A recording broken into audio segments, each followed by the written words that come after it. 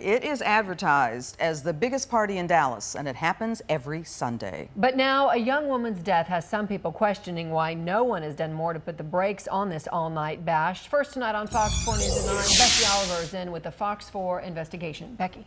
Well, when most of the Metroplex is fast asleep, this young crowd is just getting started. A warning, some may find the images explicit.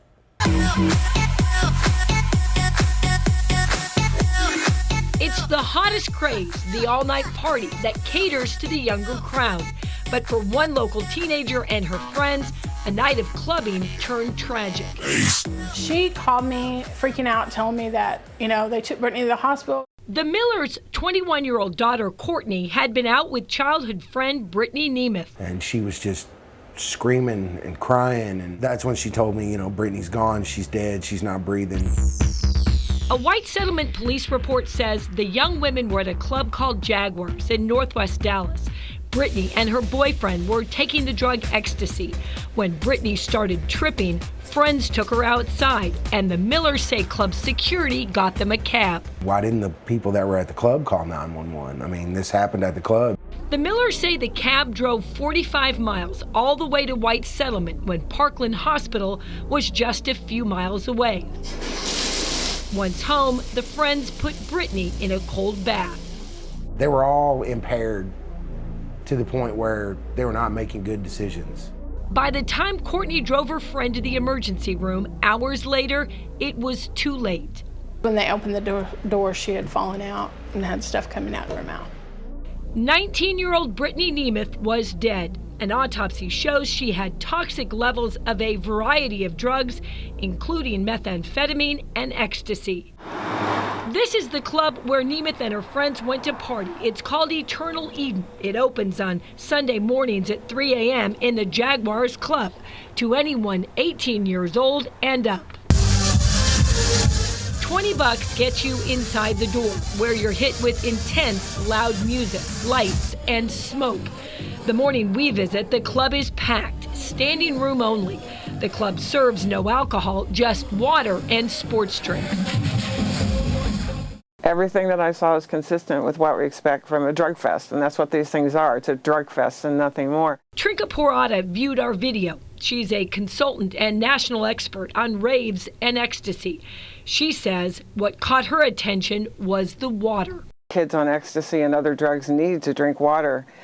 They're told you have to hydrate, keep hydrating, so it's a big focus, and that's always a red flag when you see very little alcohol and mostly water.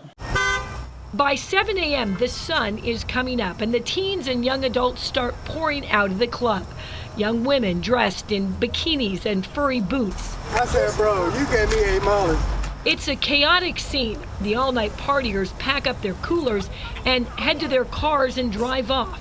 There's a car stuck in a ditch. Liquor bottles litter the street and parking lot nearby. There is security working outside the club, but our investigation found they're not law enforcement. In fact, Dallas police and the county sheriff both confirm officers are not allowed to work off duty at this club. Police records show multiple calls for service during a 9-month period. We find reports of people unconscious and passed out, and overdosed male transported to the hospital. One report says security guard is not letting unconscious person stay, making her friends take her away and not wait for the ambulance. Another report after an alleged robbery states security is trying to push him away and let suspects leave the location. We also find thefts, fights, and vehicle break-ins. No one from the city of Dallas or the police is commenting on the club. The city will only confirm Eternal Eden is operating without a dance hall license, which is required by Dallas police. Somebody has to wake up and say enough is enough. The Millers hope by speaking up it will bring attention to the club. Brittany's death didn't just devastate her family, but the Millers as well. No friend should allow a friend to die. I totally get that. But you're dealing with kids that have taken drugs, not thinking. I just don't understand why the city allows it to go on. How many kids need to die before they say, okay, we need to cut this out.